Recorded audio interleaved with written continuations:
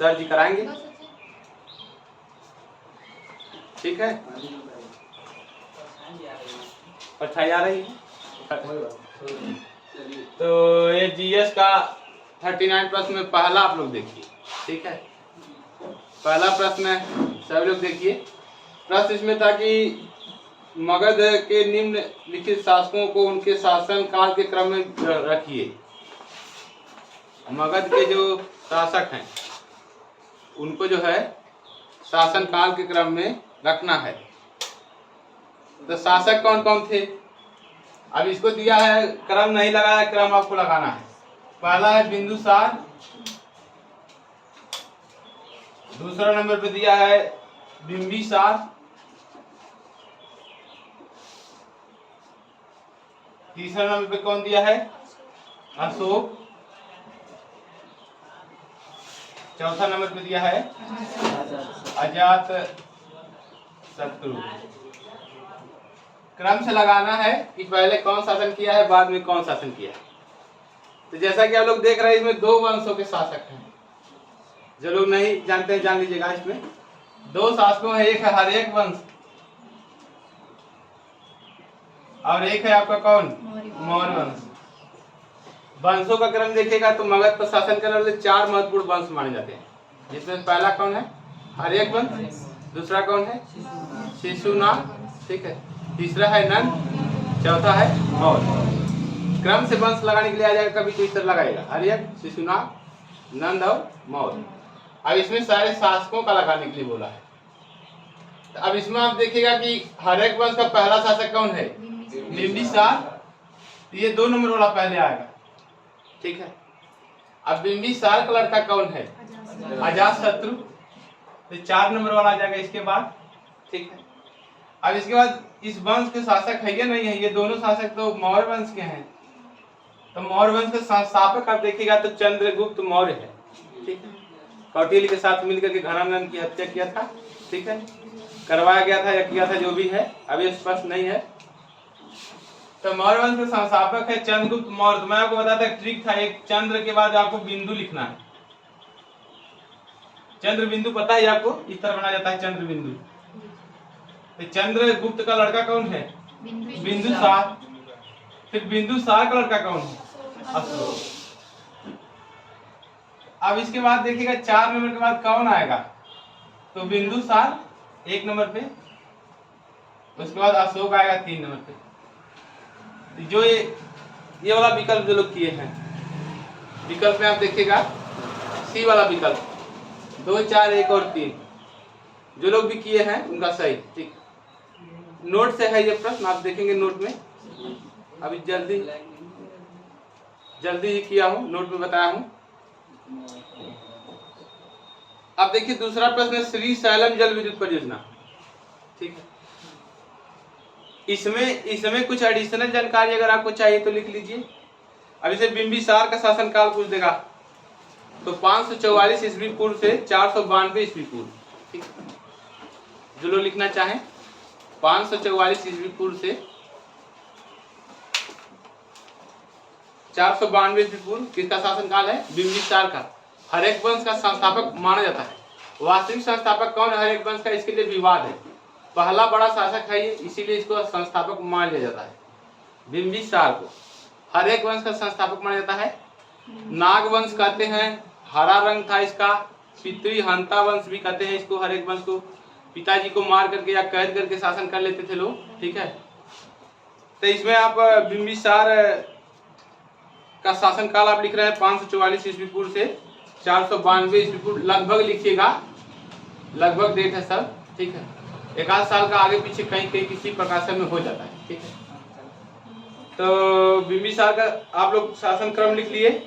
बिंबिसार का पुत्र है अजात शत्रु, इसका शासन क्रम लिख लीजिएगा 492 ईस्वी पूर्व, 492 ईस्वी पूर्व से 460 ईस्वी पूर्व, 492 ईस्वी पूर्व से 460 ईस्वी पूर्व। चारों का लिख लीजिए। बिंदुसार का लिख लीजिए 298 ईस्वी पूर्व से 272 ईस्वी पूर्व, 298 298 298 ईस्वी पूर्व से 272 ईस्वी पूर्व।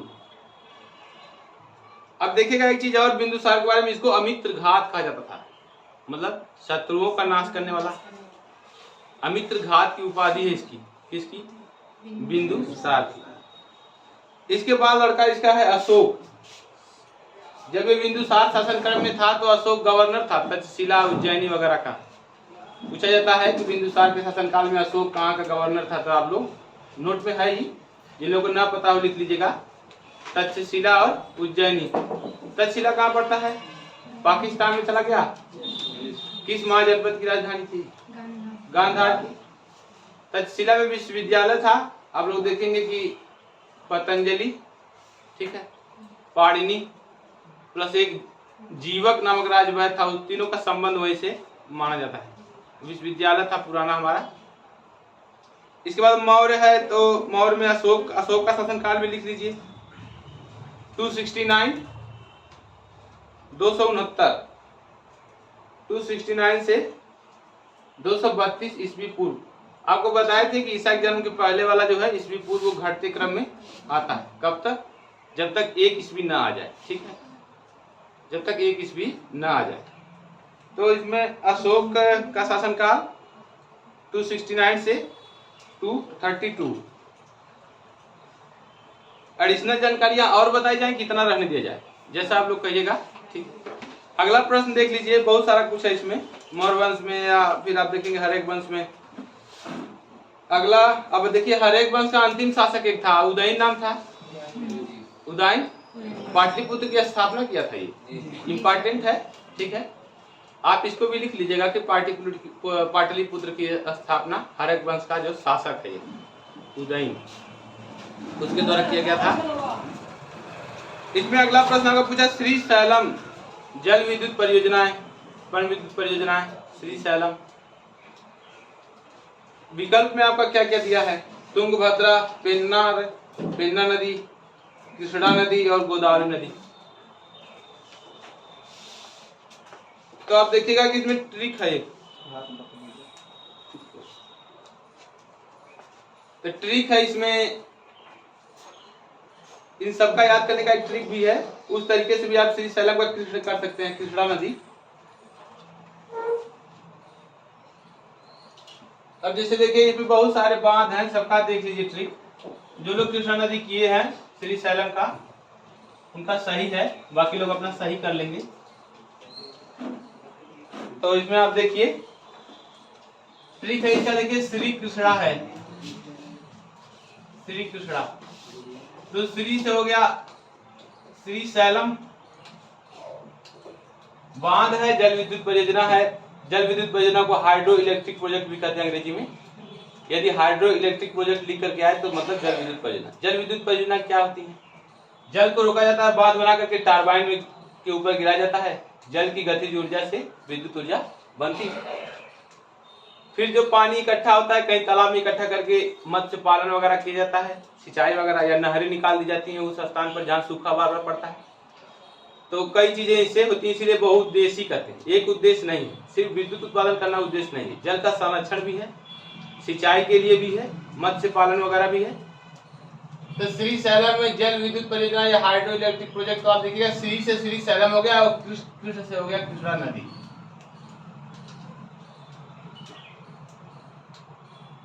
अब ये कहाँ स्थित है श्री सैलम, किस राज्य में? तो आंध्र प्रदेश।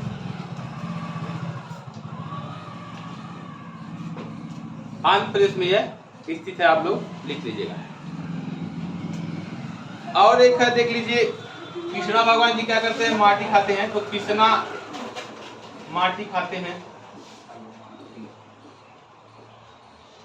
इसे याद रखिए। कृष्णा नदी पर है क्या? अलमाटी जल विद्युत परियोजना, अलमाटी, ठीक है। अब कृष्ण भगवान जो है कृष्णा अर्जुन से याद रखिएगा, एक ट्रिक और है, कृष्णा अर्जुन, कृष्णा अर्जुन। तो कृष्णा नदी पर एक और परियोजना जिसका नाम है नागार्जुन सागर बांध।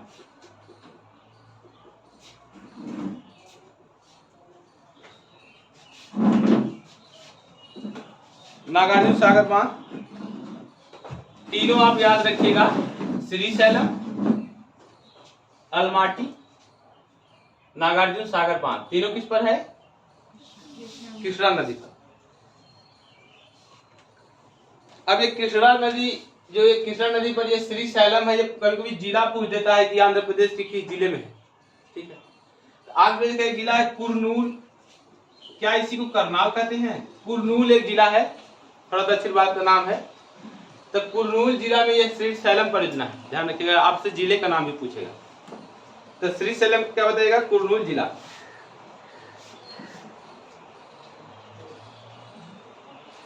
ये नागार्जुन सागर बांध जो है वो भी आपका आंध्र प्रदेश में ही, आंध्र प्रदेश से लिखिएगा। इतनी जानकारी इसमें बहुत है, आगे कुछ और लिखना चाहते हैं तो लिख लीजिए। ये जो श्रीशैलम परियोजना है वो देश की 12वीं सबसे बड़ी हाइड्रो इलेक्ट्रिक परियोजना है, जल विद्युत परियोजना। ठीक, देश की 12वीं सबसे बड़ी पन विद्युत परियोजना का नाम है श्रीशैलम जल विद्युत परियोजना। ठीक है, देखिएगा, इसको पूछेगा आगे, किसी परीक्षा में पूछ सकता है। एक और परियोजना है कोयना जल विद्युत परियोजना, किस नदी पर है, कहां पर है, क्या आपको पता है?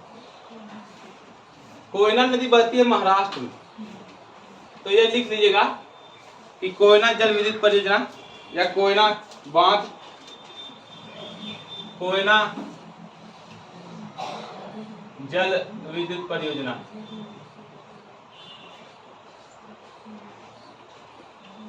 ये है महाराष्ट्र में। नदी कौन है? तो कोयना है, नदी का नाम भी कोयना है। किसी पेपर में यह आया हुआ प्रश्न है, इसलिए मैं आपको बता दे रहा हूं। अभी जल्दी कोई पेपर हुआ है जहां पर यह पूछा गया है। ठीक है, कोयना को आप लोग ध्यान रखिएगा। एक चीज कोयना के बारे में और है कि भारत की सबसे बड़ी पूर्ण पन बिजली परियोजना है ये कोयना। ठीक है, भारत की सबसे बड़ी पूर्ण पन बिजली परियोजना का नाम क्या है? तो कोयना जल विद्युत परियोजना, कोयना हाइड्रो इलेक्ट्रिक प्रोजेक्ट। एक भूमिगत जल विद्युत परियोजना सबसे बड़ी पूछती है, भारत का भूमिगत जल विद्युत परियोजना सबसे बड़ी, नाम है उसका नाथपा झाकरी। कहाँ पड़ता है? हिमाचल प्रदेश में। किस नदी पर? सतलुज नदी। ठीक, लिख लीजिए, इसको भी लिख लीजिएगा। नाथपा झाकरी जल विद्युत परियोजना हिमाचल प्रदेश में सतलुज नदी पर। नाथपा झाकरी जल विद्युत परियोजना हिमाचल, नाथपा झाकरी जल विद्युत परियोजना लिख दे रहे हैं। देखिए, इस तरह लिखा जाएगा, नाथपा झाकरी जल विद्युत। ये द आधा भी लिख दिया हूं, इस तरीके से लिख सकते हैं आप। फिर विद्युत देखिए, इस तरीके से लिखा जाता है, जल विद्युत परियोजना नाथपा झाकरी जल विद्युत परियोजना। नदी कौन सी है? सतलज। कहीं कहीं सतलुज भी हो जाता है, सतलुज नदी, हिमाचल प्रदेश। सतलुज नदी हिमाचल प्रदेश में स्थित है।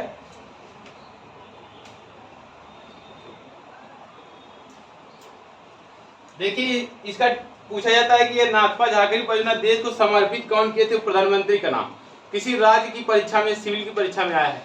इस समय जब इसको समर्पित किया गया था तो इस समय प्रधानमंत्री का नाम कौन है? तो मनमोहन सिंह। ठीक है, लिख लीजिएगा। 28 मई 2005 को, 28 मई 2005 को पूर्व प्रधानमंत्री हैं, पूर्व पीएम 28 मई, ठीक है, 28 मई 2005 को पूर्व पीएम हैं डॉक्टर मनमोहन सिंह।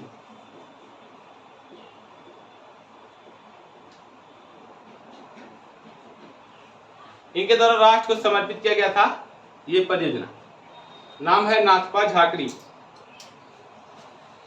इसकी विशेषता क्या है? देश की सबसे बड़ी भूमिगत जल विद्युत परियोजना, भूमिगत लिख लीजिएगा, देश की सबसे बड़ी भूमिगत जल विद्युत परियोजना है, देश की सबसे बड़ी भूमिगत जल विद्युत परियोजना।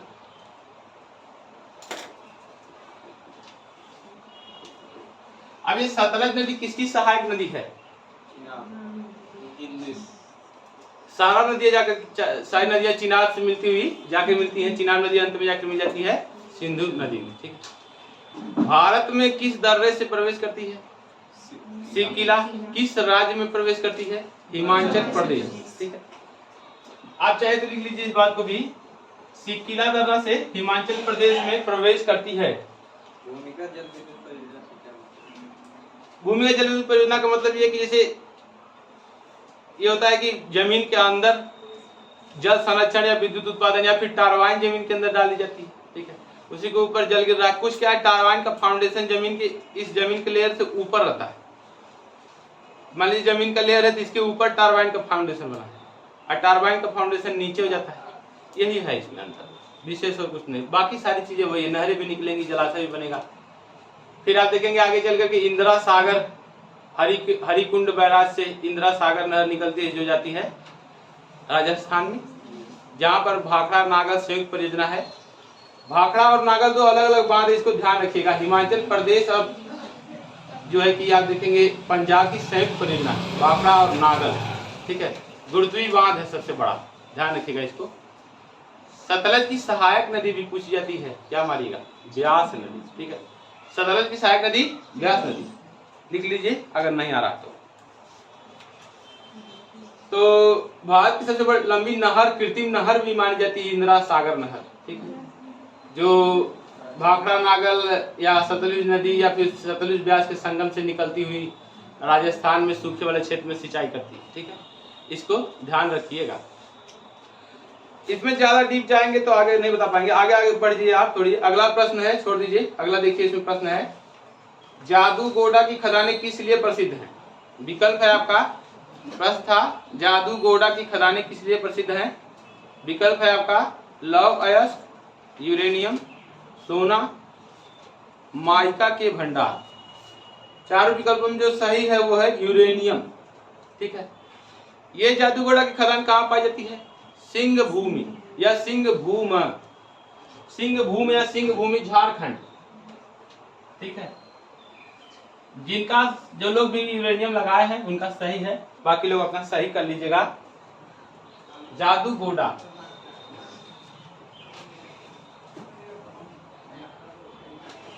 कहाँ है? झारखंड में। स्थान है सिंह भूमि। ये जादूगोड़ा एक गांव भी है, इसी गांव में ये खदान स्थित है, जादूगोड़ा नामक गांव में। ठीक है, ध्यान रखिएगा इसको, जादूगोड़ा नामक गांव में। खोज इसकी कब हुई है? 1951 में, 1951 में खोज इसका हुआ है, लिख लीजिए। इसकी खोज हुई है 1951 में।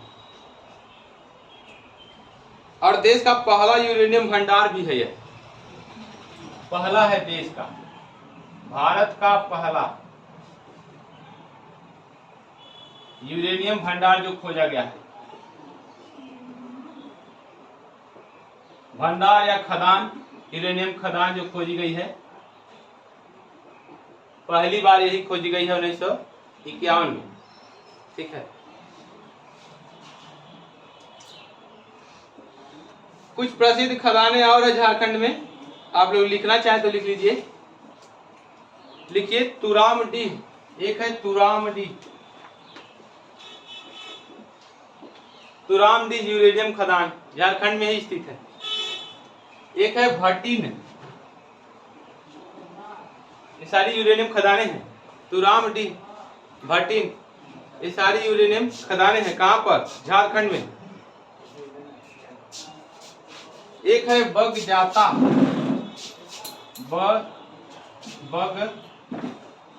बगजाता, ये तीनों हैं यूरेनियम खदानें हैं। कहां पर? झारखंड में।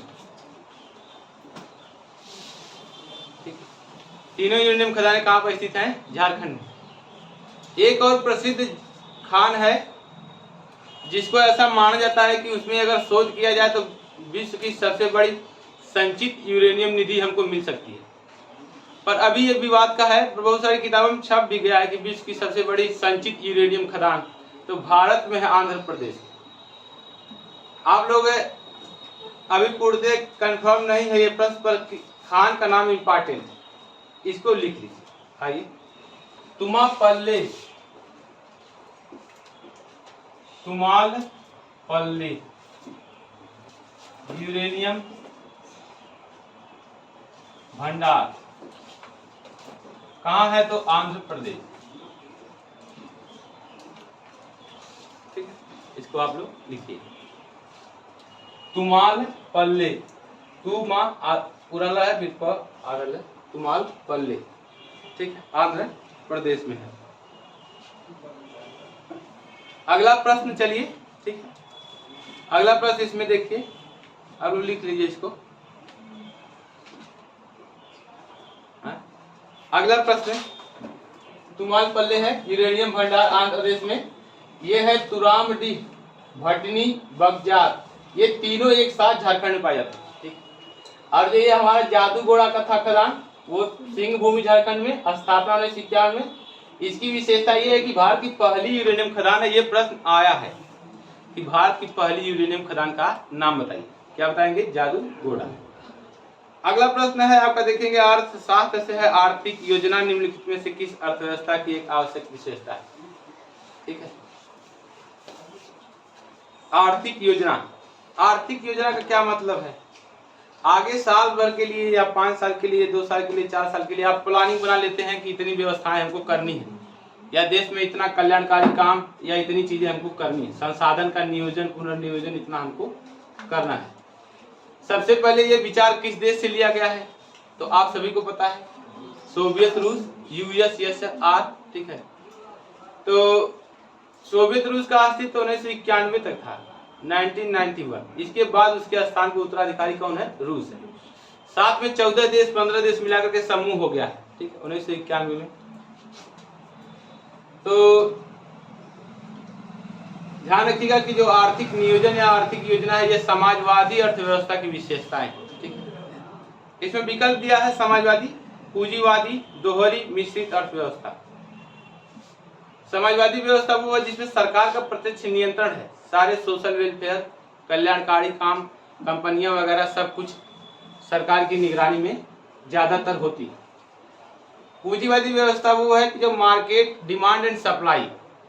ठीक है, पूंजीवादी व्यवस्था में डिमांड एंड सप्लाई पर चलता है। उद्योगपति जैसा डिमांड देखता है वैसा अपना सप्लाई करता है। सरकार की का हस्तक्षेप बहुत न्यून रहता है।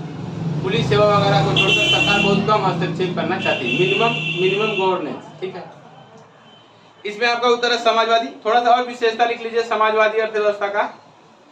समाजवादी अर्थव्यवस्था की विशेषताएं लिख लीजिए। समाजवादी अर्थव्यवस्था की विशेषताएं,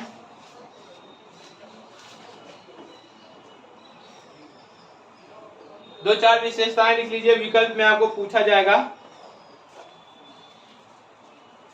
देखिए, समाजवादी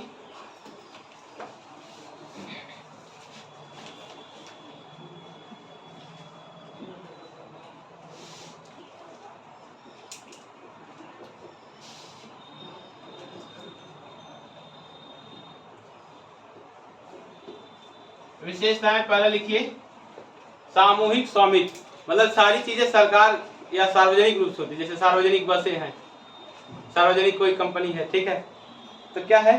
सामूहिक स्वामित्व।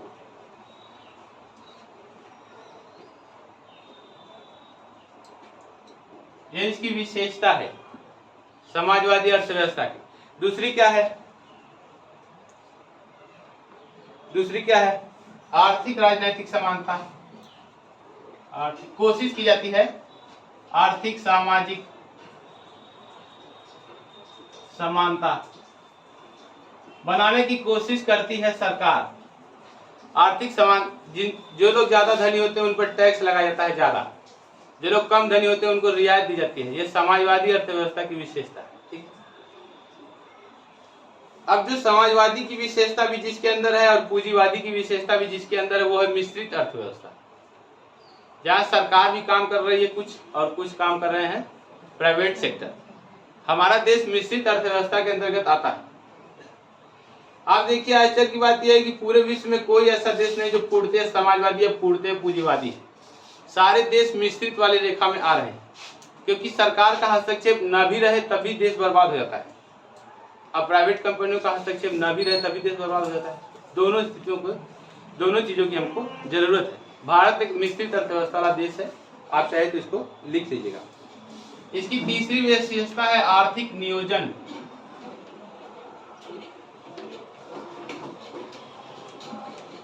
इसकी तीसरी विशेषता लिख लीजिए आर्थिक नियोजन।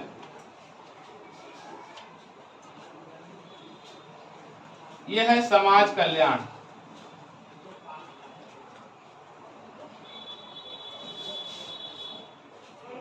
समाज कल्याण का मतलब क्या है? राज्य जो है कल्याणकारी होगा। हमारे संविधान में भी लिखा है कि राज्य की कल्याणकारी अवधारणा होनी चाहिए। राज्य कल्याण करेगा लोगों का, ठीक है।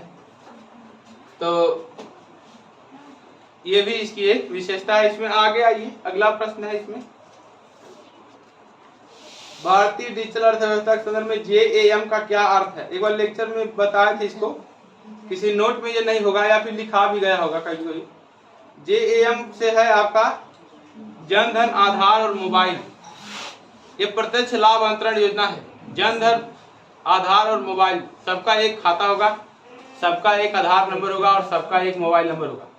तीनों विशिष्ट पहचान के अंतर्गत आते हैं। इन्हीं तीनों पहचान का प्रयोग करके आपके खाते में सब्सिडी की धनराशि या फिर जो भी सहयोग राशि सरकार हस्तांतरित करना चाहेगी वो भेजेगी। यह लाने की आवश्यकता क्या है? क्योंकि जब एक बार राजीव गांधी ने कहा था कि 1 रुपया चलता है तो 10 पैसा ही उस आदमी के हाथ में आता है जिसको 1 रुपया चाहिए। इसी लीकेज को दूर करने के लिए सीधे बैंक में ट्रांसफर पैसा होता है। ये तीनों आपके लिए जरूरी है, आधार कार्ड, मोबाइल और जन धन या कोई भी अकाउंट, ठीक। इसमें जो लोग किए हैं जन धन, आधार और मोबाइल, उनका सही है, बाकी सारे विकल्प इसमें गलत है।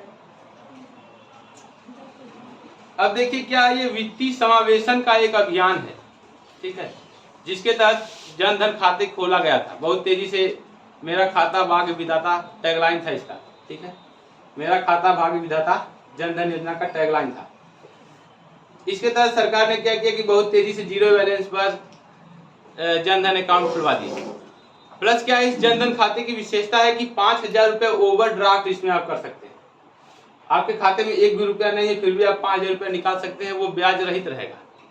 पर जब आप अपने खाते में पैसा डालेंगे तो वो 5,000 रुपया से उसमें से उतना पैसा कट जाएगा। यदि 10,000 डालेंगे तो 5,000 कट जाएगा जो आप निकाले। ओवरड्राफ्ट की सुविधा इस खाते पर कितना है? तो 5,000 रुपया। ये प्रश्न आपके पेपर में आया हुआ है। जन धन अकाउंट में ओवरड्राफ्ट की सुविधा कितनी है? तो 5,000। अब सारी चीजें लिखना जो है थोड़ा समय लगेगा इसमें, तो आप लोग इसको लिख लीजिएगा। अच्छा, प्लस देखिए क्या है कि ये वित्तीय समावेशन की योजना शुरू कब की गई थी? 28 अगस्त 2014। लिख लीजिए इसको। वित्तीय समावेशन की योजना 28 अगस्त 2014 को मोदी जी द्वारा शुरू किया गया है।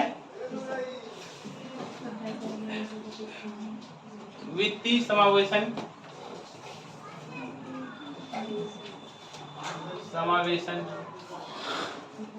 योजना की शुरुआत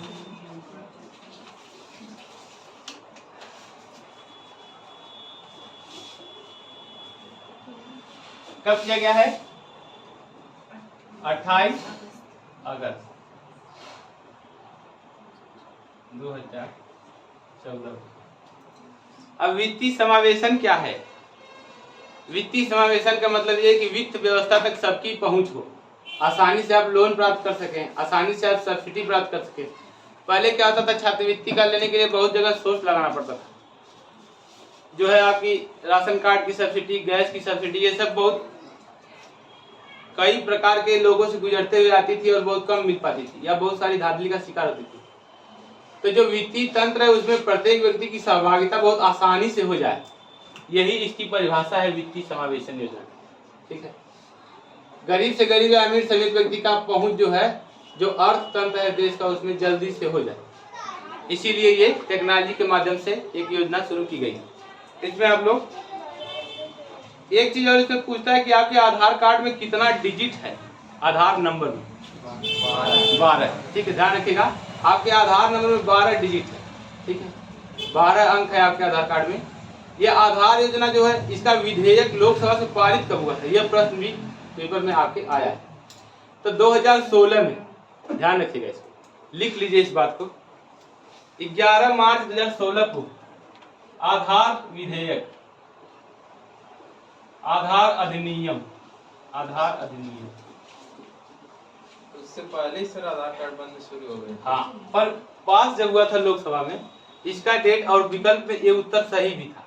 ठीक है, तो आप लोग इसी विकल्प को लिख लीजिए। 11 मार्च 2016, 11 मार्च 2016 को पूछा था लोकसभा में कब पास हुआ। ठीक है, 11 मार्च 2016 को लोकसभा से पास, इतना लिखो। प्रश्न है, चेक करिएगा आप इसको, 11 मार्च 2016 से। अगला प्रश्न है कंप्यूटर का XML का फुल फॉर्म बता दीजिए। इसमें लिख लीजिए एक्सटेंसिबल मार्कअप लैंग्वेज, सीधे सीधे XML लिखा भी है,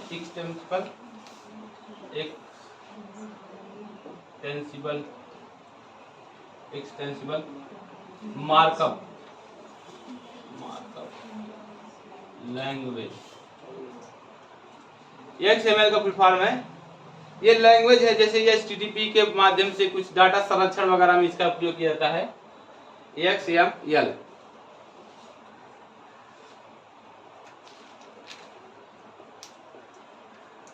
अगला प्रश्न है आपका, किस अधिनियम ने केंद्र और प्रांतों के बीच विधायी शक्तियों का विभाजन किया? किस अधिनियम ने केंद्र और प्रांतों के बीच विधायी शक्तियों को विभाजित किया? इसमें आपका विकल्प है भारत सरकार अधिनियम 1935 पहला, दूसरा विकल्प है भारत सरकार अधिनियम 1919, तीसरा है भारत सरकार अधिनियम 1892, चौथा है भारत सरकार अधिनियम 1861। सही विकल्प आपको पता भी है, भारत सरकार अधिनियम 1935 इसका उत्तर होगा। ठीक है, जो लोग नहीं किए हैं वो लोग अपना कर लीजिए। ठीक है, सही कर लीजिएगा। अब इन सारे अधिनियमों के बारे में थोड़ा बहुत हम लोग लिखेंगे। चलिए लिख लिया जाए। भारत सरकार अधिनियम 1935 हेडिंग डाल लीजिए, या फिर वन लाइनर में ही लिख लीजिए, किसी फॉर्मेट में इसको लिख लीजिए, क्या विशेषताएं हैं।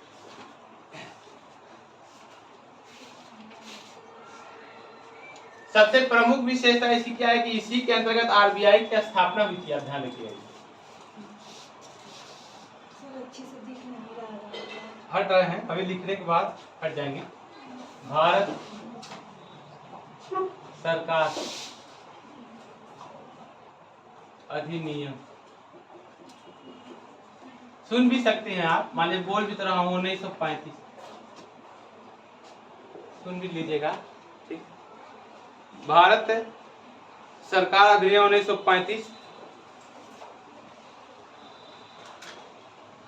इसमें लिखिएगा केंद्र और प्रांतों में विधायी शक्तियों का विभाजन, यही है आपका केंद्र और प्रांतों में विधायी शक्तियों का विभाजन।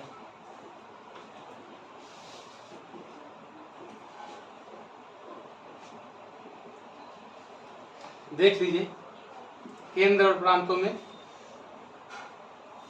विधायी शक्तियों का विभाजन। ठीक है, प्लस और एक है कि RBI का स्थापना, RBI reserve bank of India की स्थापना। ठीक है, RBI का स्थापना। दूसरा आपका अधिनियम जो है भारत सरकार अधिनियम 1919, भारत सरकार अधिनियम 1919। इसके तहत क्या हुआ है, क्या महत्वपूर्ण चीजें हुई हैं, उसमें लिख लीजिए। ठीक है, केंद्र के साथ प्रांतों में भी जो है द्विसदन, केंद्र के साथ, बहुत कुछ हुआ है पर महत्वपूर्ण चीज देखिए, इसके सापेक्ष में केंद्र के साथ प्रांतों में भी द्विसदन या दो सदन, ठीक है, द्विसदन हो गया। अगला विकल्प था, एक अधिनियम लिख लीजिए 1861 का अधिनियम, भारत सरकार अधिनियम 1861, भारत सरकार अधिनियम 1861। इसमें लिख लीजिएगा बॉम्बे और मद्रास प्रेसिडेंसी को, बॉम्बे और मद्रास प्रेसिडेंसी में विधायी शक्ति बहाल, एक बार सस्पेंड कर दी गई थी फिर बहाल की गई। बॉम्बे एवं मद्रास प्रेसिडेंसी में विधायी शक्ति या पुनः बहाल, इतना चीज लिख लीजिएगा, ठीक। 1861 बॉम्बे एवं मद्रास प्रेसिडेंसी में विधायी शक्तियों का पुनः बहाल होना या विधायी शक्तियां पुनः बहाल किया गया, ठीक है। भारत सरकार अधिनियम 1919 में क्या हुआ, केंद्र के 7 प्रांतों में भी द्विसदन, सर ये द्विसदन के बारे में बताइए। अपर हाउस और लोअर हाउस, आज भी है 2 सदन, लोकसभा और राज्यसभा, एक अस्थायी होती थी, एक चुनी जाती, ठीक है।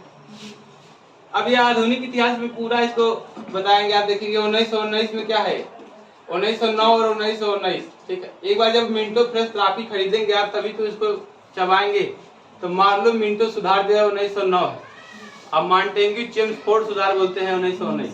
इसमें सचिव का नाम और गवर्नर का नाम साथ साथ, ठीक है। तो इस बारे में डिटेल्स आप लोग क्लास में, ठीक, डिटेल्स में जाएगा क्लास में। तो अभी इसको तो कितना सब प्रश्न हम किए हैं, तो लगता है अभी 5-6 प्रश्न पर ही, 7 प्रश्न पर ही पहुंचे। परिषदी भारत परिषद अधिनियम एक आया था 1892, उसके बारे में थोड़ा लिख लीजिए इसी के साथ। भारत परिषद अधिनियम, कुछ पूछना है तो पूछ लीजिए, बशर्ते ध्यान रखिए कि मैं पेपर रिवीजन, पेपर हल करवा रहा हूँ, तो थोड़ा चीजें शार्ट में आपको लिखना है। भारत परिषद अधिनियम 1892, भारत परिषद अधिनियम 1892, इसमें क्या महत्वपूर्ण पूछा जाता है आपके पेपर में, वो लिख लीजिए। बाकी बहुत सारी चीजें हैं पेपर में जो पूछा जा रहा है वो आप लिखिएगा। इसमें लिखिए ब्रिटिश भारत में विधायी परिषदों में आवश्यक संशोधन, जो तब का भारत था उसको ब्रिटिश भारत कहते थे, तो इसमें लिखिएगा ब्रिटिश भारत में विधायी परिषद में आवश्यक संशोधन। ये सारी चीजें विकल्प में कहीं कहीं प्रश्न ग्रुप में आई हुई हैं, इसलिए एक प्रश्न में आप 4-4, 5-5 प्रश्न का देख लीजिए, ठीक है। तो इस तरह यदि हम 40 प्रश्न करेंगे तो 100-150 प्रश्नों को हम कवर कर लेंगे। ये सारे प्रश्न किसी न किसी परीक्षा में आए हुए, इसलिए मैं ये लिखवा दे रहा हूँ, नहीं तो ये चारों अधिनियम पढ़ाने में पूरा समय लगता, ठीक है। अगला प्रश्न आप लोग देख लीजिए, अप्रैल 2022 में किस राज्य ने कक्षा 9 से सभी स्कूली छात्रों को श्रीमद् भगवत गीता पढ़ाने का फैसला लिया है? अप्रैल 2022 में किस राज्य ने कक्षा 9 से सभी स्कूली छात्रों को श्रीमद् भगवत गीता पढ़ाने का फैसला किया है? विकल्प देखिए इसमें क्या है, उत्तर प्रदेश, हरियाणा, पंजाब और हिमाचल प्रदेश, ठीक है। सही है इसमें हिमाचल प्रदेश, पर हिमाचल प्रदेश ऐसा पहला राज्य नहीं है जो अपने पाठ्यक्रम में श्रीमद् भागवत गीता पढ़ा है। गुजरात दूसरा है, पहला राज्य कौन है? गुजरात। इसको लिख लीजिए, पहला राज्य है गुजरात।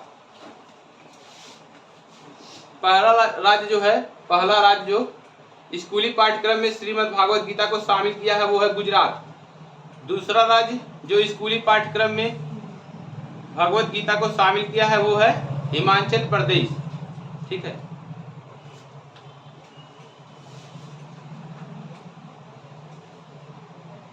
चलिए हिमाचल प्रदेश के बारे में कुछ महत्वपूर्ण चीजें देख लिया जाए।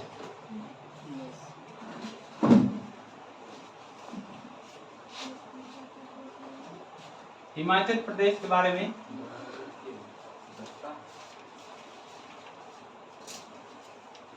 प्रधान मुख्यमंत्री और गवर्नर वगैरह तो पुरानी चीजें हैं। महत्वपूर्ण चीजें देखिए क्या पूछी जाती हैं। जो पेपर वाला है वो समझ रहा है कि आप मुख्यमंत्री तो जानते ही होंगे। हिमाचल प्रदेश, हिमाचल प्रदेश के बारे में लिखिए। इसके जिले कितने हैं टोटल? इसमें टोटल जिले कितने हैं? जिलों की संख्या है 12 जिलों की संख्या है 12। टोटल हिमाचल प्रदेश में 12 जिले हैं।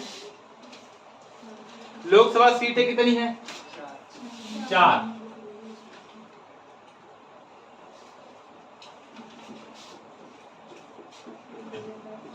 राज्यसभा सीटें कितनी हैं?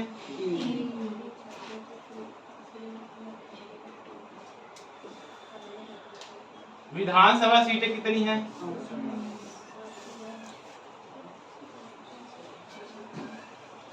विधानसभा सीटें कितनी हैं?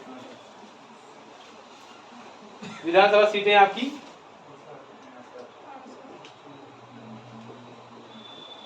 ठीक है। जिले 12 हैं, लोकसभा सीटें 4, राज्यसभा सीटें 3, विधानसभा सीटें 68। ठीक है, कितना लिख लीजिएगा। इसके सारे राष्ट्रीय उद्यान लिख लीजिए एक साथ। ये मैं मिटा दूं,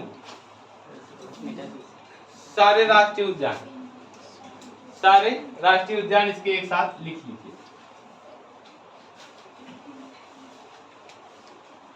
राष्ट्रीय उद्यान, राष्ट्रीय उद्यान में लिखिए ग्रेट हिमालय राष्ट्रीय उद्यान,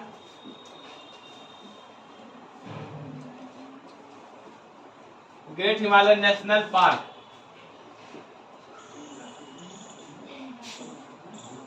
पिन घाटी भी है। ग्रेट हिमालय नेशनल पार्क हो गया।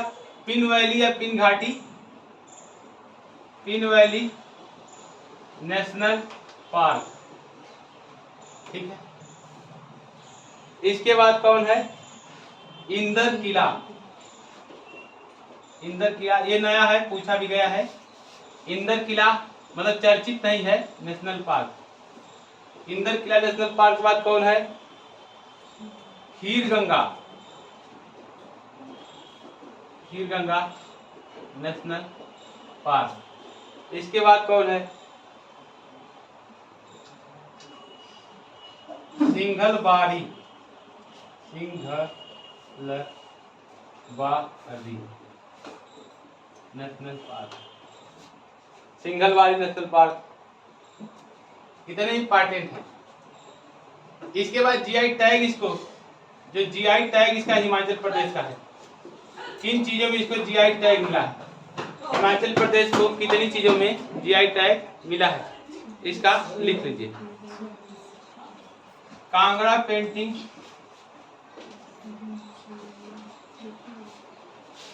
ठीक है। कुल्लू साल,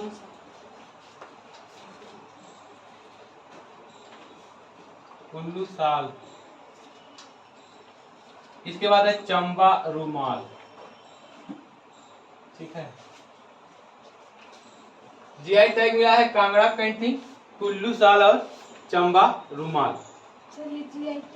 जीआई टैग मतलब होता है 10 साल के लिए आप ग्लोबल इंडिकेट हो गए। आपको गूगल पे या मानचित्र पे दिखाया गया कि ये विशेष चीजें यहाँ पर है, और जिस चीज का जीआई टैग मिलता है उसको आप उसी के नाम का नकली चीज नहीं बेच सकते, आपके ऊपर क्लेम हो जाएगा।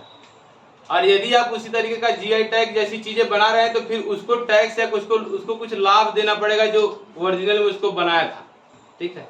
ये है जीआई टैग, एक तरीके का बौद्धिक संपदा या आपके गुणों का संरक्षण करता है जीआई टैग, ठीक है।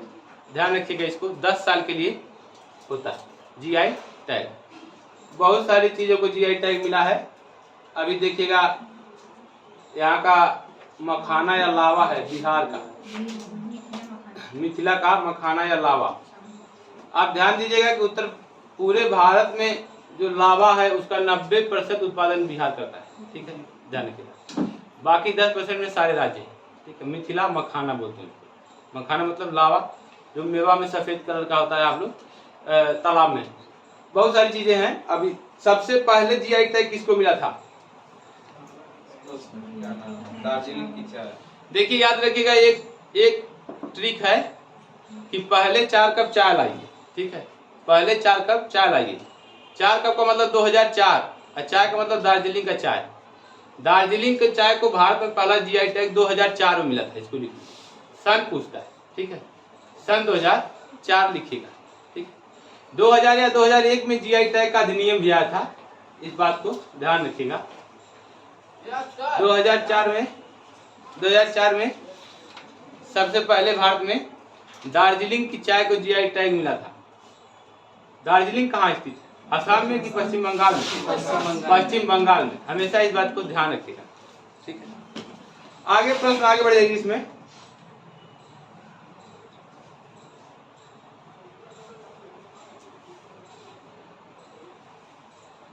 प्रश्न आपका है कि संयुक्त राष्ट्र में भारत के अस्थायी प्रतिनिधि के रूप में किसे नियुक्त किया गया है? प्रश्न है, संयुक्त राष्ट्र में भारत के अस्थायी प्रतिनिधि के रूप में किसे नियुक्त किया गया है? विकल्प था टीएस तिरुमूर्ति। टीएस तिरुमूर्ति के स्थान पर ही इनका नियुक्ति हुआ है, जो अगला है। टीएस तिरुमूर्ति के बाद दूसरा विकल्प है जितेंद्र सिंह। तीसरा विकल्प है डॉक्टर डीजे पांडियन। चौथा विकल्प है रुचिरा कंबोज। पहला विकल्प था टीएस तिरुमूर्तियन, दूसरा विकल्प है जितेंद्र सिंह, तीसरा विकल्प है डॉक्टर डीजे पांडियन, चौथा है रुचिरा कंबोज। ये रुचिरा कंबोज इसमें सही उत्तर है, जो कि टीएस तिरुमूर्ति का स्थान लेंगी। इससे पहले कौन था संयुक्त राष्ट्र में भारत का स्थायी प्रतिनिधि? तो टीएस तिरुमूर्ति। टीएस तिरुमूर्ति के स्थान पर कौन आ गई? रुचिरा कंबोज। इसके पहले रुचिरा कंबोज कहाँ की राजदूत थी? भूटान की। लिख लीजिए सारी चीजें लिख लीजिए। रुचिरा कंबोज जो कि टीएस तिरुमूर्ति का स्थान लेंगी।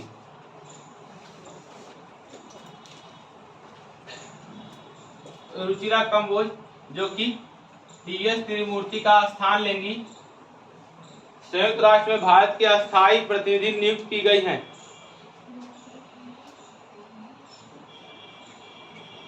ठीक है, रुचिरा कंबोज।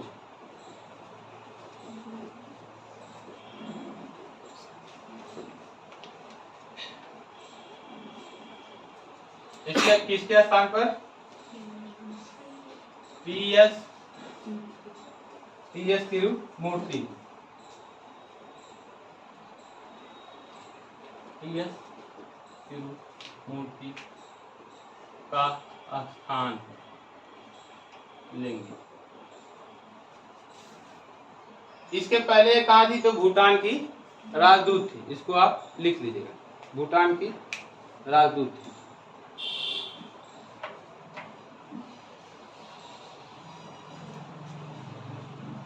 अगला प्रश्न क्या है? एसिटिक अम्ल के एक अणु में कितने हाइड्रोजन परमाणु होते हैं? ठीक है, एसिटिक अम्ल के एक अणु में कितने हाइड्रोजन परमाणु होते हैं? आप देखिएगा कि परमाणुओं से मिलकर के अणु बनता है। ठीक है, अब एसिटिक अम्ल को सिरके का अम्ल भी कहते हैं। एसिटिक अम्ल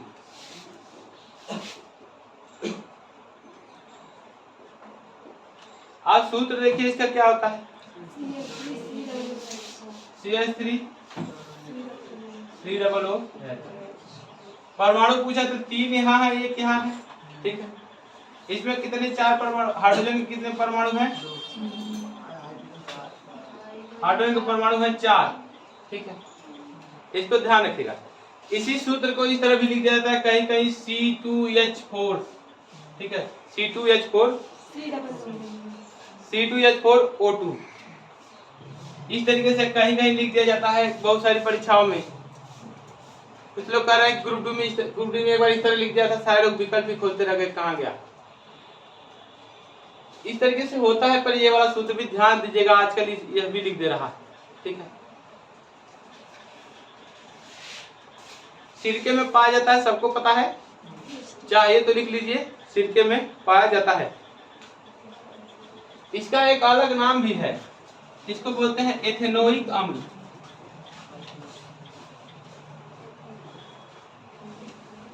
लिख लीजिएगा जिसको भी ना पता है, एथेनोइक अम्ल इसका एक अलग नाम है। दो चार और अम्लों का सूत्र वगैरह लिख लीजिए आप लोग। फेमस जो है वो तो आप सबको पता है। एक है फार्मिक अम्ल, जब लाल चींटी काटती है तो फार्मिक अम्ल गिराती है। लाल चींटी खाएगी तो फार्मिक अम्ल गिराएगी। फार्मिक अम्ल का सूत्र बता दीजिए।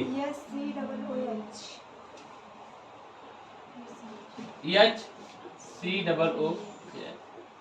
इसको अगर शॉर्ट फॉर्म में लिखते हैं तो कैसे लिखते हैं? CH2O2।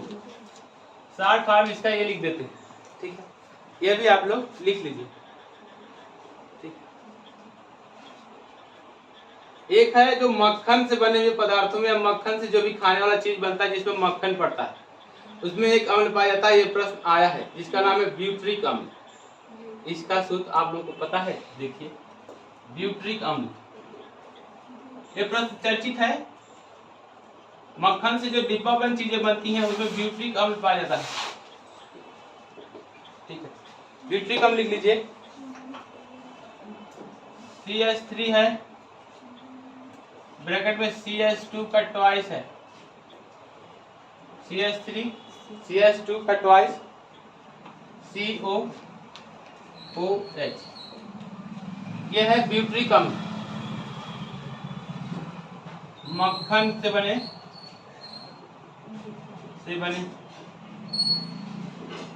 खाद्य पदार्थों में पाया जाता है। खाद्य पदार्थ में पाया जाता है। मक्खन से बने खाद्य पदार्थ में पाया जाता है, इसको भी लिख लीजिएगा। ठीक है, दूध में तो एसिड नहीं पाया जाता है। दूध में एसिड नहीं पाया जाता, पर एक बार प्रश्न आता है कि दूध में कौन सा अम्ल पाया जाता है, तो उसमें लैक्टिक अम्ल उत्तर दे दिया। जबकि जब भी लैक्टिक अम्ल बनता है तो दूध फट के दही बन जाता है। लैक्टोबैसिलस जीवाणु एक काम करता है, ठीक है, जो दूध से दही बनाता है। वो चीजें जो हमारे स्वास्थ्य के लिए लाभदायक होती है उसको बोलते हैं प्रोबायोटिक फूड। ये दही एक प्रोबायोटिक फूड है, ध्यान रखिएगा इस बात को। पूछा जाता है दही कैसा आहार है, तो प्रोबायोटिक में इसका नाम आएगा।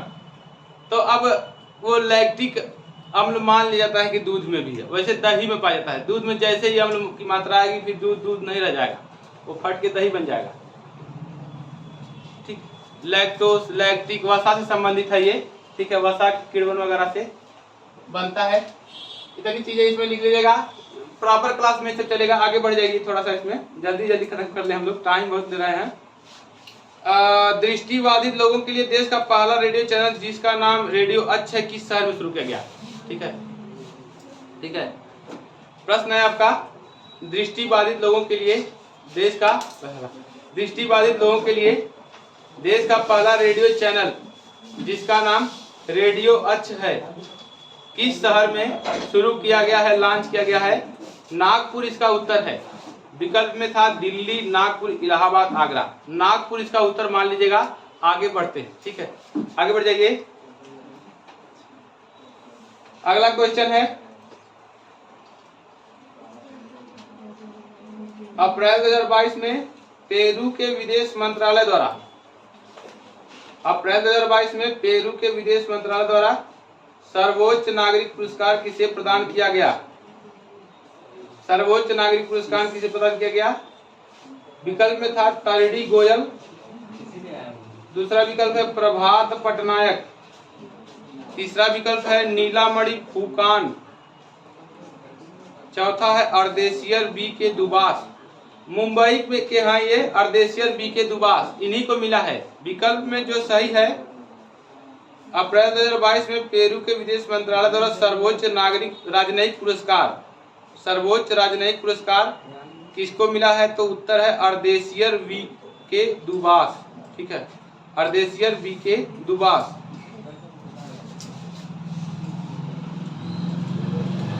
इसको लिख लीजिएगा कि ये पेरू विदेश मंत्रालय द्वारा प्राप्त है, सर्वोच्च नागरिक सम्मान होता है। ठीक है, अच्छा प्लस क्या है, अलग अलग कुछ लोगों को पुरस्कार वगैरह मिला है, जैसे प्रभात पटनायक को क्या मिला है, नीलमणि फुकान को क्या मिला है, तरडी गोयल को क्या मिला है, इन लोगों को भी कुछ ना कुछ पुरस्कार मिला है। वो सारा पुरस्कार लिख लीजिए। आई दो तीन लोगों को, तीनों लोगों का नाम, तीनों लोगों का पुरस्कार लिख लीजिए। एक तरफ नाम लिख लीजिए, एक तरफ क्या पुरस्कार मिला है। पहला नाम क्या है? पहला नाम है तरडी गोयल, तारडी गोयल। ठीक है, तारडी गोयल को कौन सा पुरस्कार मिला है? एक पुरस्कार हंगरी में बांटा गया है। हंगरी की राजधानी क्या है? बुडापेस्ट। हंगरी में एक पुरस्कार बांटा गया है, उस पुरस्कार का नाम है woman international master. Woman international master 2022। इसका पुरस्कार इनको मिला है किस देश में? हंगरी में। ठीक है, तरडी गोयल। दूसरा विकल्प है प्रभात पटनायक।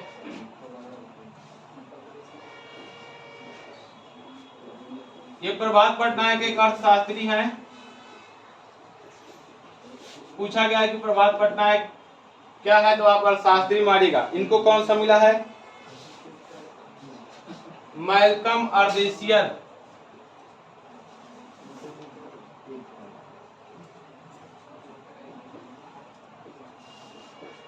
मैल्कम अर्देशियर पुरस्कार 2022 किसी क्षेत्र से है? 2022। सबसे इंपॉर्टेंट है नीलामणि फुकान। इनको याद रखिएगा, भूलिएगा मत। नीलामणि फुकान, नीलामणि फुकान को 56वां ज्ञानपीठ पुरस्कार,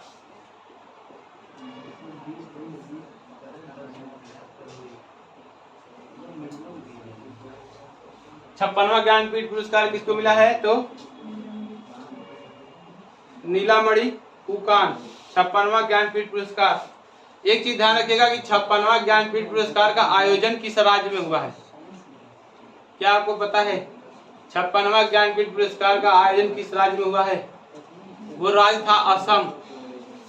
असम का पहला ज्ञानपीठ समारोह है जो वहां पर हुआ है। अभी तक असम में ज्ञानपीठ सम्मेलन नहीं हुआ था, पुरस्कार वितरण। इसको भी लिख लीजिएगा, यह असम में 56वां ज्ञानपीठ पुरस्कार का कार्यक्रम आयोजित हुआ था और वो राज्य का पहला है। असम राज्य में पहली बार यह आयोजन हो रहा है। इसको आप लिख लीजिएगा इंपॉर्टेंट में। पहली बार ज्ञानपीठ समारोह अगर असम में कोई है तो उसका नाम है 56वां ज्ञानपीठ समारोह। अगला प्रश्न देखिए, 1953 में किसकी अध्यक्षता में पहला अन्य पिछड़ा वर्ग आयोग गठित किया गया?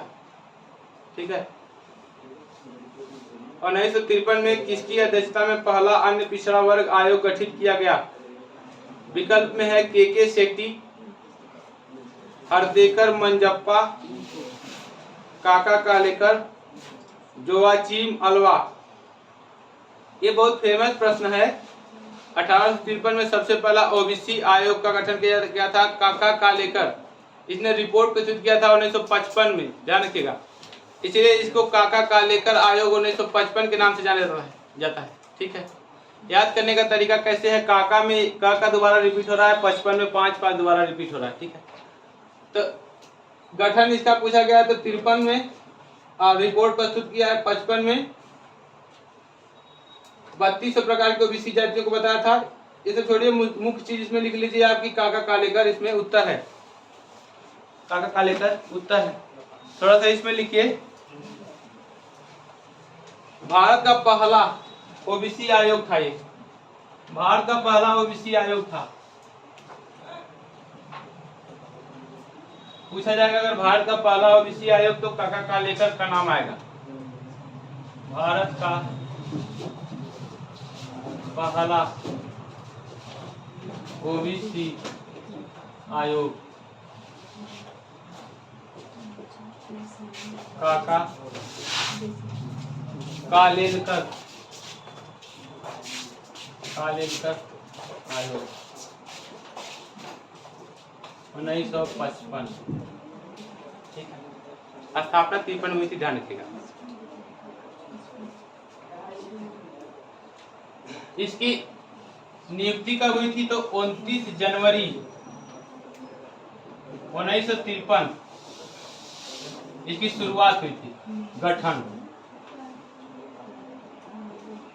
इसका है 29 जनवरी 1953, काका कालेलकर। ठीक है,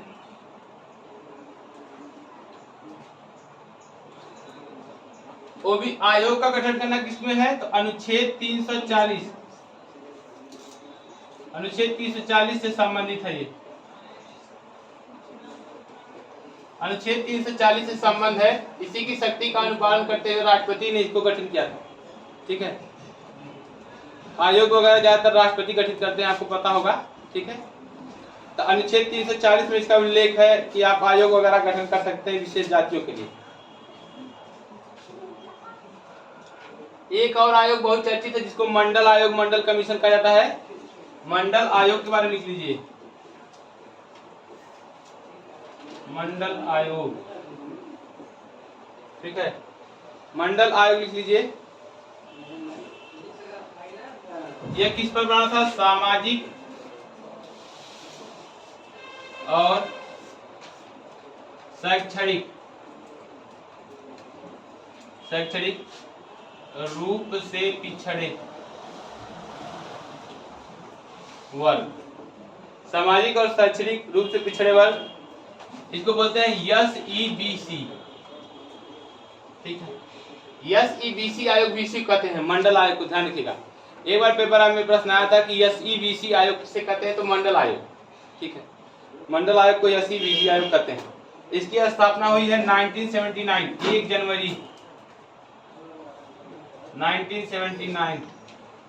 यह भी आपसे पूछा जाएगा। एक और महत्वपूर्ण चीज लिख लीजिए, 102वां संविधान संशोधन किससे संबंधित है? क्या आपको पता है? लिखिए, संविधान में 102वां संशोधन, संविधान में 102वां संशोधन अभी पढ़ाए थे, आपको पता होगा। कब हुआ था? तो सन बता दीजिए। 2018 में, 2018 में ये संशोधन हुआ है। इसके तहत क्या जोड़ा गया है? ये EWS 103वां है के तहत इसके तहत क्या जोड़ा गया है? 338 में बी सेक्शन, 338 में बी। ठीक है, संविधान में 102वां संविधान संशोधन 2018 के तहत 338 बी में सामाजिक और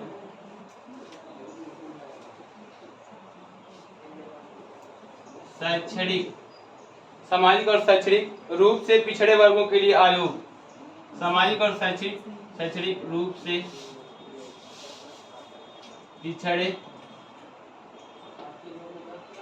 वर्गों के लिए आयोग के गठन का प्रावधान। लेटेस्ट है, अभी करंट अफेयर भी हो सकता है आपके लिए। देखिएगा इसको, 2018। ठीक है, इसको लिख लीजिए।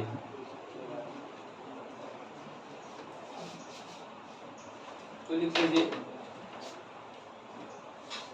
अगला प्रश्न क्या है? यूरेनियम कॉर्पोरेशन ऑफ इंडिया का मुख्यालय कहाँ?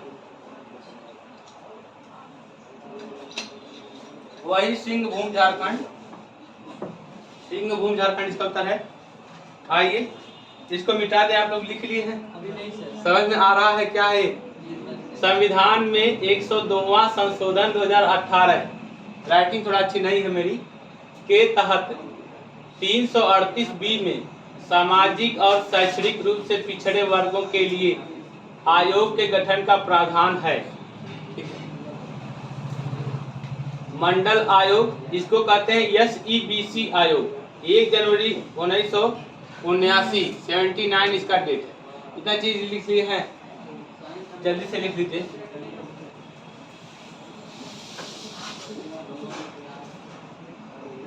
हो गया ना?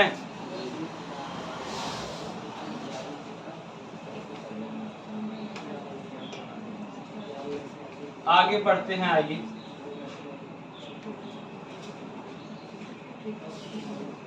कितना देर का क्लास हो गया? हो गया हाँ? स्टार्ट हुआ था, 1 घंटा हो गया। सर कितना प्रश्न हुआ है अभी? सर हुआ अभी 10 हुआ। 13 चलिए जल्दी जल्दी करते हैं। लिखिए यूरेनियम कॉर्पोरेशन ऑफ इंडिया।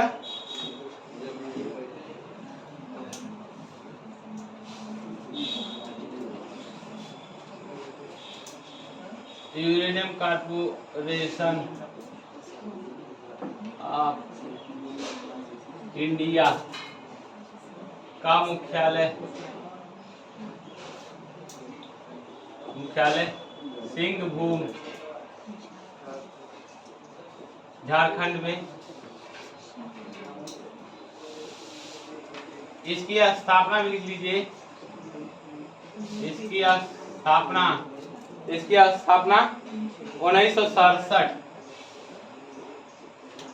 में। इसकी स्थापना 1967 में लीजिए। अगला प्रश्न देखिए, टिप्पणी नृत्य है। टिप्पणी या टिप्पणी, प्रश्न आपका है,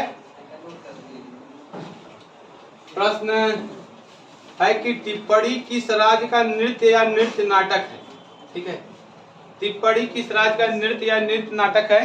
तो ये गुजरात के सौराष्ट्र क्षेत्र का नृत्य है। ठीक है, गुजरात के सौराष्ट्र क्षेत्र का। विकल्प में है महाराष्ट्र, राजस्थान, उड़ीसा, गुजरात। जो गुजरात के सौराष्ट्र क्षेत्र लिखवा दे रहे हैं इसको।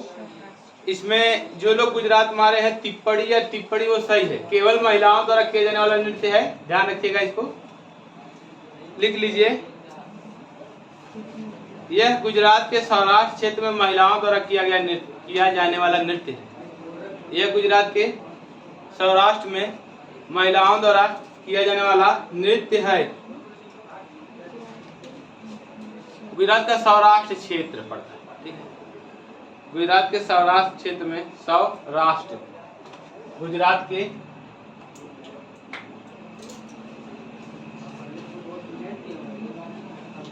सौराष्ट्र क्षेत्र, गुजरात के सौराष्ट्र क्षेत्र में यह नृत्य होता है।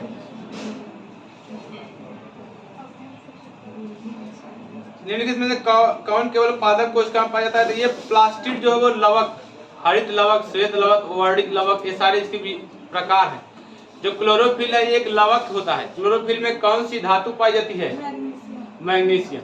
तो ये सारे लवक जो है ये सिर्फ पादप कोशिका में पाए जाते हैं। तो प्रश्न आपका था, निम्नलिखित में से कौन केवल पादप कोशिकाओं में मौजूद होता है?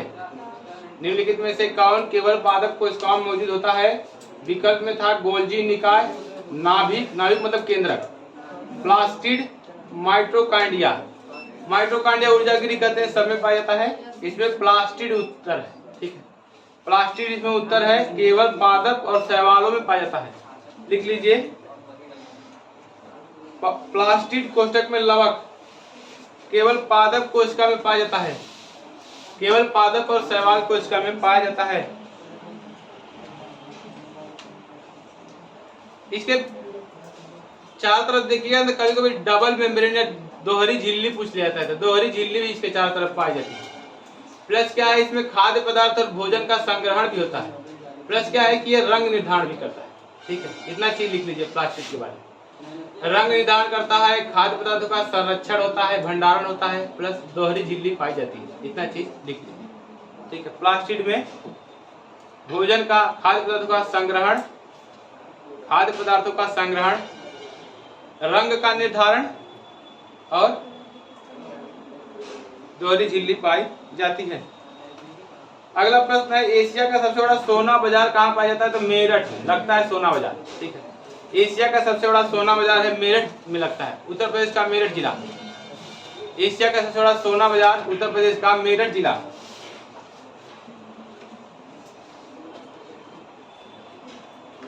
प्रश्न था एशिया का सबसे बड़ा सोना बाजार उत्तर प्रदेश में किस जिले में स्थित है?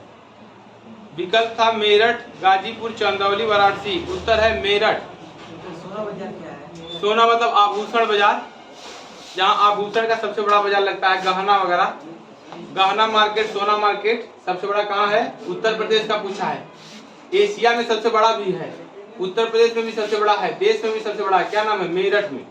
मेरठ का सोने का बाजार या मेरठ का आभूषण मार्केट। ठीक है, अगला प्रश्न देखिए इसमें, अमृत सरोवर योजना के तहत देश के पहले तालाब का उद्घाटन उत्तर प्रदेश में किस जिले में हुआ? ठीक है, इसमें आपका उत्तर है रामपुर।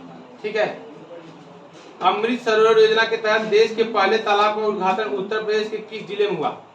उत्तर प्रदेश के 4 जिलों का नाम है बरेली, रामपुर, पीलीभीत, मुरादाबाद। उत्तर है आपका रामपुर। इसके बारे में थोड़ा लिख लीजिए, लिखिए पहला अमृत सरोवर, थोड़ा इसको लिख लीजिए, यही पार्ट है।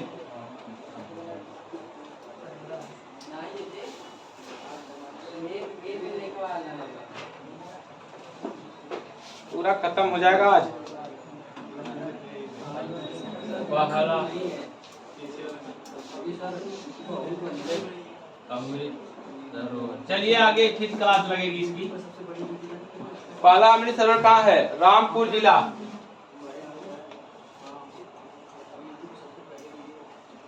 यूपी के रामपुर में,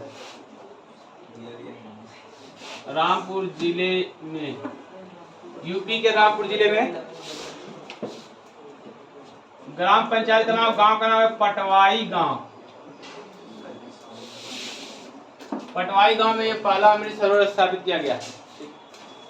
प्रत्येक जिले में 75 अमृत सरोवर स्थापित करने का सरकार ने प्लान बनाया है। यह अमृत सरोवर योजना शुरू कब हुई? अमृत सरोवर योजना का शुभारंभ, अमृत सरोवर योजना का शुभारंभ देखिए 24 अप्रैल 2022। 24 अप्रैल 2022 किसके द्वारा? तो मोदी जी के द्वारा। मोदी जी की कौन सी यात्रा? जम्मू कश्मीर यात्रा। जम्मू कश्मीर यात्रा के दौरान शुरू हुआ है मोदी जी की जम्मू कश्मीर यात्रा। ये 24 अप्रैल को क्या मनाया जाता है? पंचायती राज दिवस।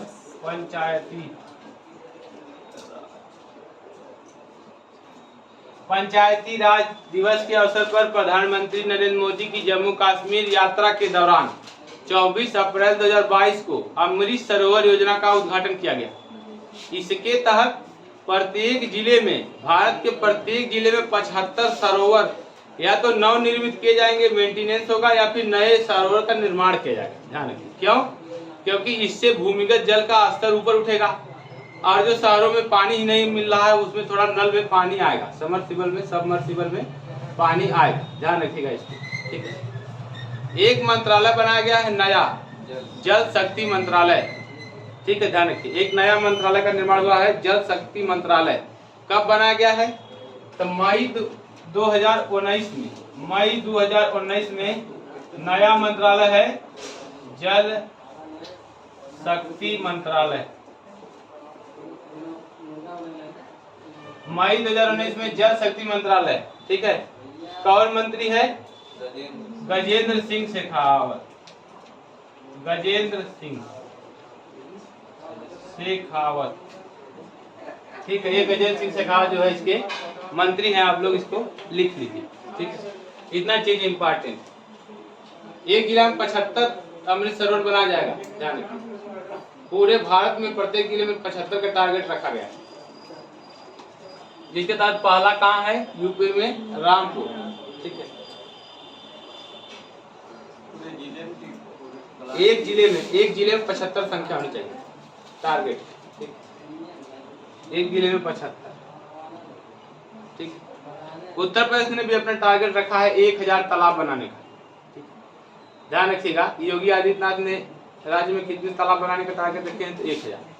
मैं थक रहा हूँ, अब सर जी को बोल दीजिए कितना हुआ है?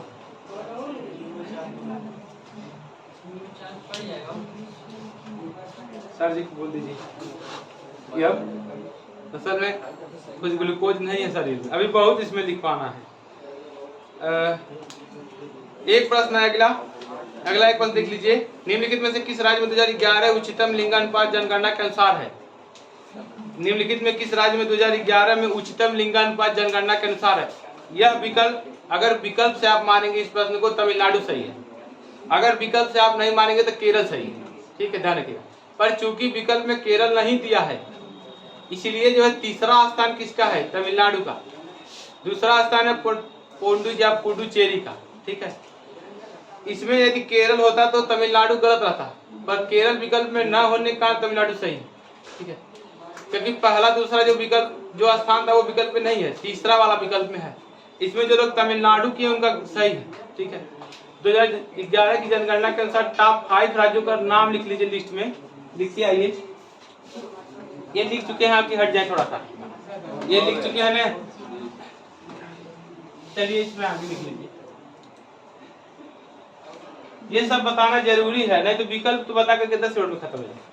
ठीक है, इन सारे प्रश्नों इसमें से कहीं कहीं आपके लिए प्रश्न बनेगा, जो आए हुए प्रश्न है उसी का मैं लिखवा भी रहा हूँ। 2011 की जनगणना में उच्च लिंगानुपात वाले राज्य लिख लीजिए। 2011 की जनगणना में उच्च लिंगानुपात वाले राज्य, लिंगानुपात वाले, उच्च लिंगानुपात वाले राज्य। पहला राज्य कौन है जिसमें सबसे ज्यादा अच्छा लिंगानुपात है? मतलब पुरुष की 1000 पुरुषों की तुलना में महिलाओं की संख्या, 1000 पुरुष की तुलना में महिलाओं की संख्या कितनी है, उसी को लिंगानुपात बोला जाता है। यदि 1000 से ज्यादा है तो अच्छा लिंगानुपात, 1000 से नीचे है तो कम लिंगानुपात। सबसे कम लिंगानुपात वाला राज्य है हरियाणा।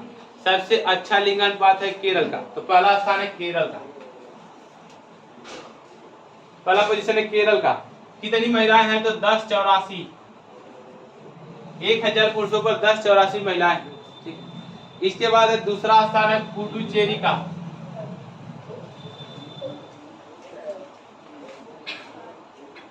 पूरे भारत के राज्यों में दूसरा स्थान है पुडुचेरी का। इसमें आप लिखिए, इसमें है 1037। 1000 पुरुषों पर 1037 महिलाएं हैं। तीसरा स्थान है तमिलनाडु का, तमिलनाडु का 2011 की जनगणना के अनुसार है प्रत्येक 10 वर्ष बाद 11वें वर्ष जनगणना कराई जाती है। व्यवस्थित रूप से जनगणना की शुरुआत 1881 उस तरीके से जनगणना कब हुई थी? 72। ठीक है, ध्यान रखिए। तमिलनाडु में कितना है? तो 996। ठीक है, 996 महिलाएं हैं 1000 पुरुषों पर। चौथा स्थान किसका है? चौथा स्थान है आंध्र प्रदेश का।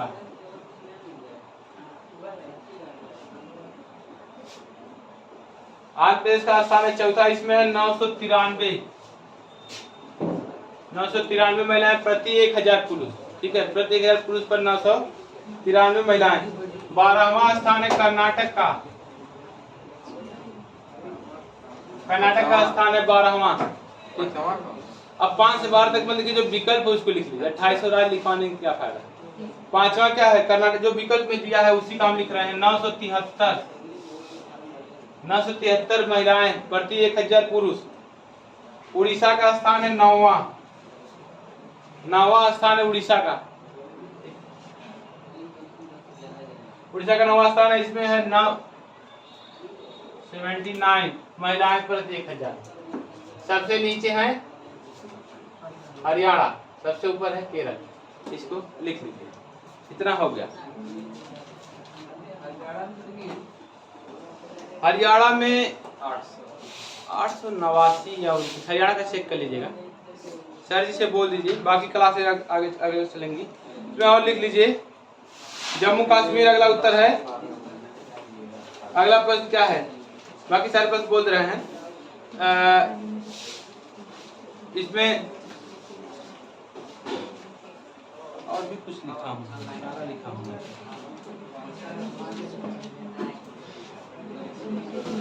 चलिए प्रश्नों का उत्तर लिख लीजिए। हाल ही में किस राज्य के संयुक्त प्रदेश में सुपर 75 छात्रवृत्ति योजना शुरू की है? उत्तर है जम्मू कश्मीर। जम्मू कश्मीर का उपराज्यपाल कौन है? मनोज सिन्हा। पूरे भारत का सबसे बड़ा राष्ट्रीय उद्यान कहाँ है? लद्दाख में। जम्मू कश्मीर में कौन सा राष्ट्रीय उद्यान है?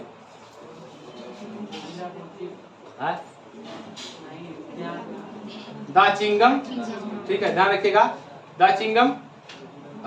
कब जम्मू कश्मीर को राज्य से केंद्र शासित प्रदेश बना दिया गया? 31 अक्टूबर 2019। 2019, अगस्त 2019। हाँ, वो तो 31 वल्लभ भाई पटेल का जन्मदिन वगैरह पे है।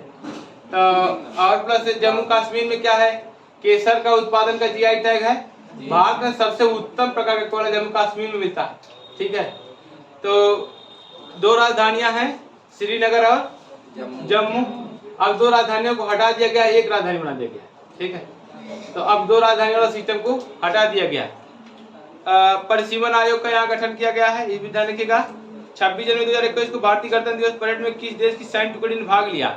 इसमें बांग्लादेश उत्तर है। 26 जनवरी 2021 को बांग्लादेश की टुकड़ी ने भाग लिया। बांग्लादेश के साथ हमारा कौन सा सैन्य अभ्यास होता है? मैत्री। ठीक है, ध्यान रखिएगा। मैत्री हो गया। बांग्लादेश की प्रधानमंत्री शेख हसीना। आवामी लीग उनकी पार्टी का नाम है। अभी यात्रा हुई थी। ठीक है, मिताली एक्सप्रेस एक ट्रेन चली है। ठीक है, उनके साथ। और संविधान में आप देखिएगा 7वां संविधान संशोधन बांग्लादेश से संबंधित है। 3 बीघा कॉरिडोर आदान प्रदान हुआ है। आगे इसमें देख लीजिए अगला प्रश्न। तृतीय बौद्ध परिषद सम्मेलन में अध्यक्ष कौन था? मोगलीपुत्र तीस। ठीक है, इसमें उत्तर है। प्राचीन भारत में कुषाणों की दूसरी राजधानी, पहली राजधानी थी पेशावर, दूसरी राजधानी थी मथुरा। कुषाण का सबसे महत्वपूर्ण शासक है कनिष्क। कुषाण का सबसे महत्वपूर्ण शासक है कनिष्क। इसके दरबार में अश्वघोष, वसुमित और चरक नामक विद्वान रहते थे। सिल्क रूट पर आधिपत्य कौन कर लिया था? कनिष्क। ठीक है, एक और शासक शाखा है जिसको कड़फिसेस शाखा कहते हैं। कुषाणों की 2 शाखा भारत में आई, एक आई कड़फिसेस, एक आई कनिष्क। ठीक है, कनिष्क को दूसरा अशोक भी कहा जाता है। सब लिखवाए हैं क्योंकि बौद्ध धर्म का ये संरक्षक था। इतनी चीजें, बौद्ध धर्म की महायान शाखा का ये संरक्षक था। नागार्जुन इसके दरबार में रहते थे। ये सारी चीजें आप लोग लिख लीजिएगा। मतलब क्या है, लिखवाएं के जल्दी जल्दी बोल रहे हैं। इसमें देखिए क्या है, संविधान की 11वीं अनुसूची कितने विषय दिए गए हैं? 29। ठीक है, 12वीं में कितना है?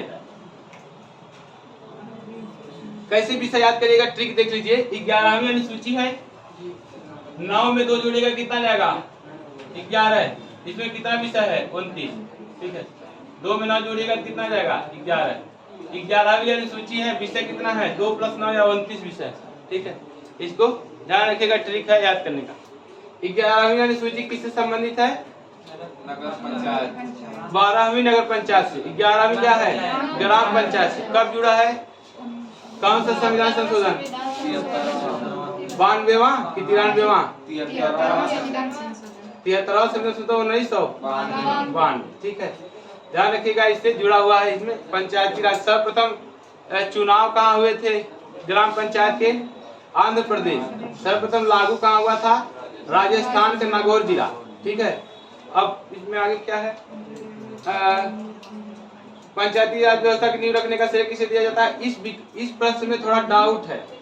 राजीव गांधी और पंडित नेहरू। मैं राजीव गांधी मान रहा हूँ। ठीक है, राजीव गांधी। देखिएगा इसको, पंचायती राज व्यवस्था की नींव रखने का श्रेय किसे दिया जाता है? तो राजीव गांधी और पंडित नेहरू में से कोई एक होगा, पर राजीव गांधी मैं मान रहा हूँ। ठीक है, पंचायती राज व्यवस्था संबंधित कमेटी कौन है? बलवंत राय मेहता। पंचायती राज व्यवस्था के जनक किसे कहते हैं? बलवंत राय मेहता को। ठीक है, ये सब चीजें आप ध्यान रखिएगा। निम्नलिखित में से किसी अंग्रेजी मॉडल पर सैंडलर कमीशन इसमें उत्तर है। शांति निकेतन की स्थापना रविन्द्रनाथ टैगोर ने नहीं की थी। रविन्द्रनाथ टैगोर लिखेगा, इसमें उत्तर है।